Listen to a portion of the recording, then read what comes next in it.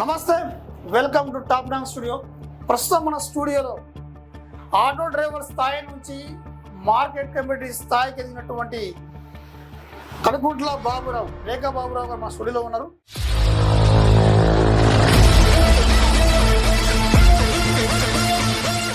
కాంగ్రెస్ పార్టీలో బాబురావు గారు అనిల్ కుమార్ గారి వర్గమా?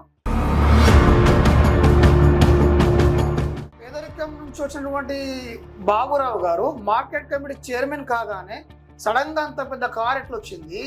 ఎప్పుడు చూసినా వెనకాల ఒక 50 మంది యువత ఎట్లా తిరుగుతున్నారు? ఇదంతా మెయింటెన్స్ ఎట్లా అవుతుంది?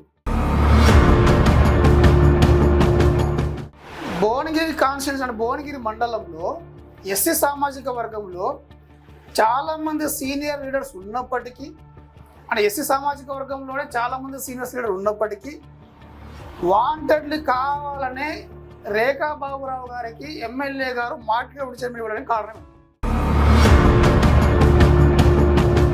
మరి భువనగిరి మండలంలో మీరు మార్కెట్ కమిటీ చైర్మన్ అయిన తర్వాత ఒక పెద్ద భారీ ఎత్తున ఒక విమర్శ వచ్చింది. అదేంటంటే, ఆఫ్టర్ ఆల్ ఒక ఆటో డ్రైవర్కి మార్కెట్ కమిటీ చైర్మన్ ఇవ్వాల్సిన అవసరం ఉందా?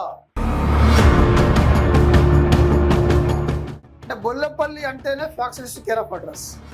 మరి రేఖా బాబురావు గారి బ్యాక్గ్రౌండ్ కూడా ఫ్యాక్షనిస్టేనా? రేఖా బాబురావు గారు మార్కెట్ కమిటీ చైర్మన్ కాగానే బెదిరింపులకు, వసూళ్లకు పాల్పడుతున్నారనే సమాచారం. మరి షార్ట్ పీరియడ్లో కాంగ్రెస్ ప్రభుత్వం పైన జనాలకు ఎందుకు వ్యతిరేకత వచ్చింది?